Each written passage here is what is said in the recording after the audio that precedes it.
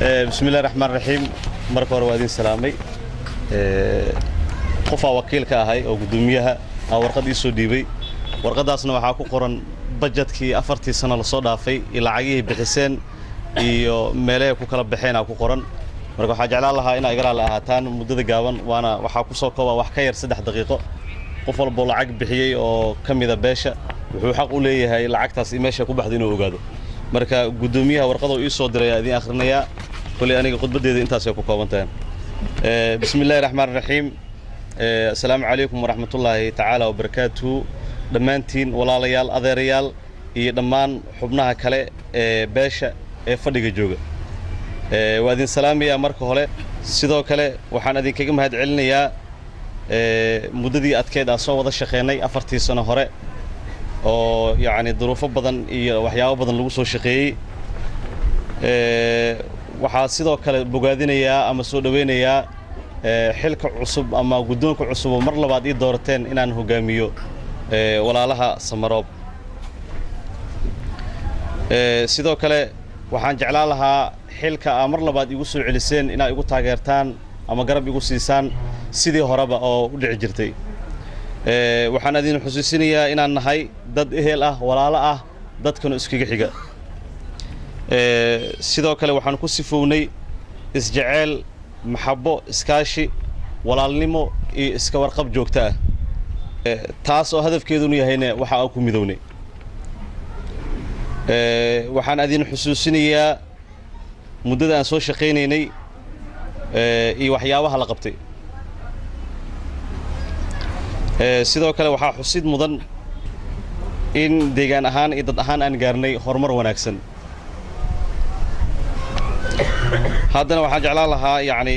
muddada 4 sano la shaqeynayay lacagihiina soo galay iyo dadkii waxay dhiibeen iyo goobaha ku kala baxeen iyo mashaariicda laga fulay taas micnaheedu ma ahan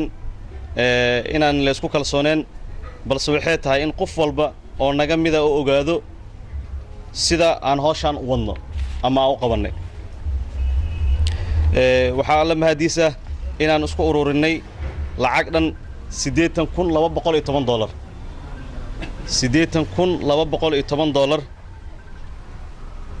kuwaas oo isku ururiyeen walaalaha kala jooga dalka gudihiisa iyo dibadiisa marka lacagtaas aan ururinay waxa u maareynay sida soo socod ilaa 10 qodob waa lagu soo koobay koow dhismaha 2 masjid oo ay ku baxday isku dar ahaan lacag gaarayso $30,000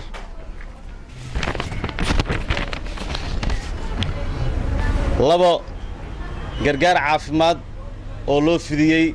gabar walaasheena inaga tirsan inaga mid ah Maryan Cismaan Jimcaale oo ku baxday lacag dhan $11,000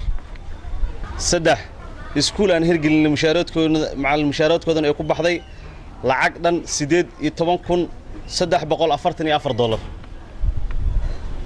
afar dhismaha iyo hagaajinta kiliga Samaroob oo ay ku baxday lacag dhan $9,066 shan sidoo kale qodista wara ay ku baxday lacag dhan $2,000 lix gurmadkii xilligii abaaraha ay dhacday taas oo lacag ahaan ay ku baxday $4,100 si lamida waxaa jiray barnaamij oo looga magac daray afuri walaalkaaga Sooman oo iyadana lacag ahaan ay ku baxday $2,200 number 7 waxa kale oo jirtay in 2 dugsi quraan la hirgeliyay lana dhisay waxaana ku baxday lacag dhan $1,500 8 waxa kale oo jirtay daawo ama xilliyo waxa jirto shuban biyood oo dadka deegaanada ka dilaaco